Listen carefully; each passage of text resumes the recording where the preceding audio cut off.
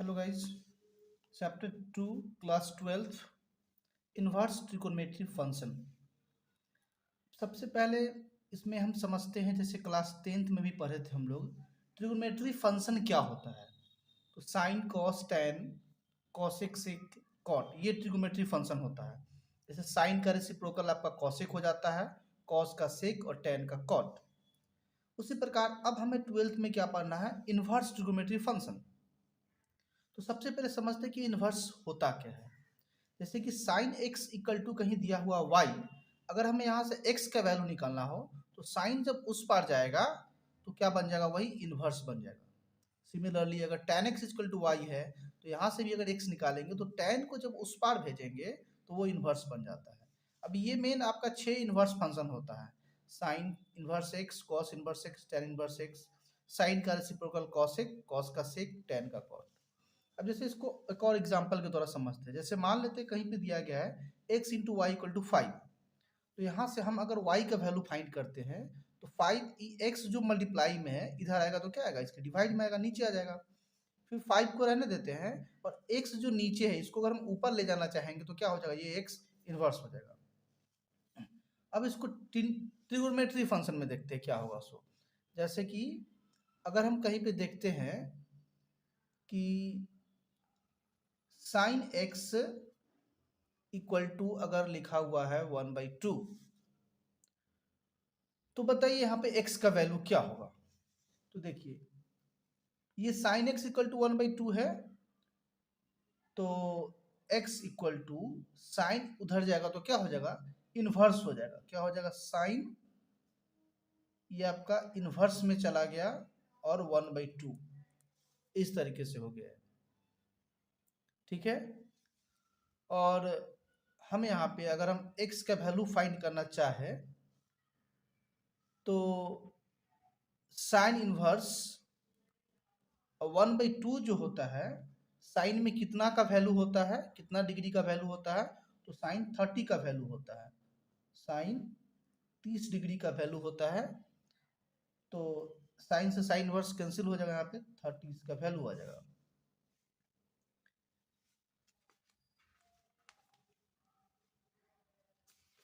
अब एक तरीके से और इसको देखते हैं। जैसे हम लोग 10th में भी ऐसा सवाल था। जैसे tan x इक्वल टू क्या था, 1 था।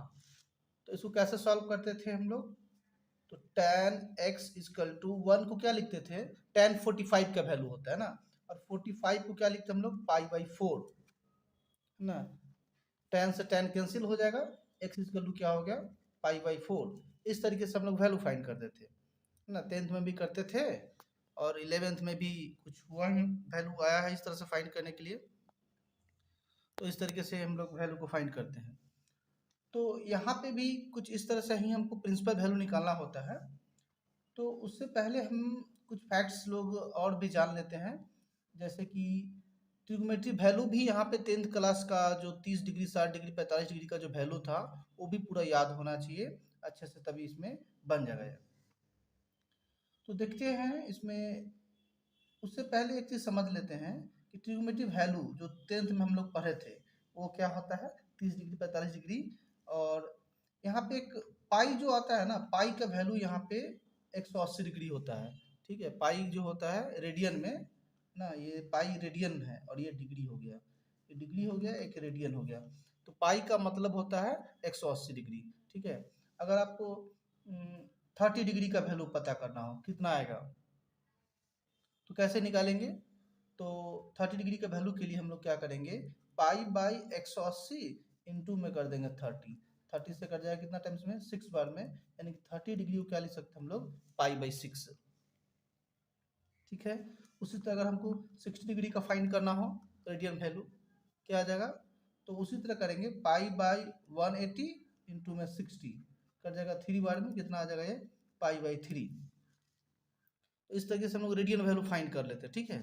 उसी तरह को 45 को करना हो तो क्या आएगा, ये ऐसे ही करेंगे तो ये π/4 आ जाएगा। ठीक है ना। तो मतलब कि 45 डिग्री है, ये 45 डिग्री है। 45 से 180 आपका 4 टाइम्स में कट जाता है तो π/4 हो गया। तो इस तरीके से रेडियन वैल्यू होता है। तो अब हम एक जो टेबल होता है ना, वैल्यू चार्ट जो होता है ट्रिग्नोमेट्री का, है ना, वो फाइंड करते हैं। साइन कॉस टैन का, साइन कॉस टैन।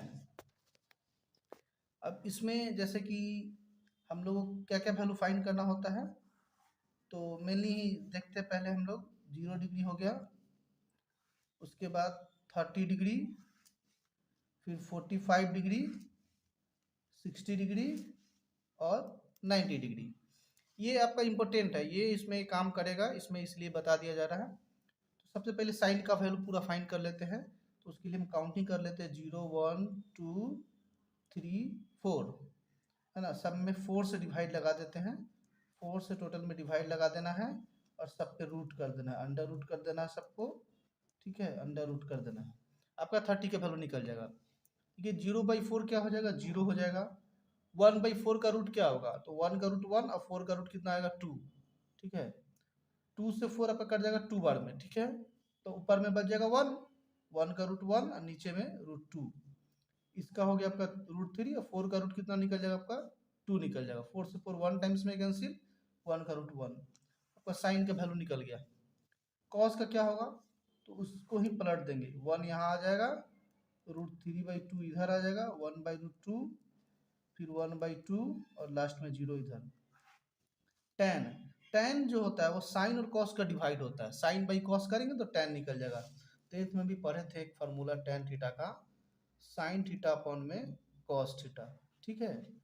तो साइन बाई कॉस कर दो, दोनों को डिवाइड कर दो, 0/1 क्या हो जाएगा, 0 के बट्टे में कुछ भी रहेगा, रिजल्ट क्या आएगा 0।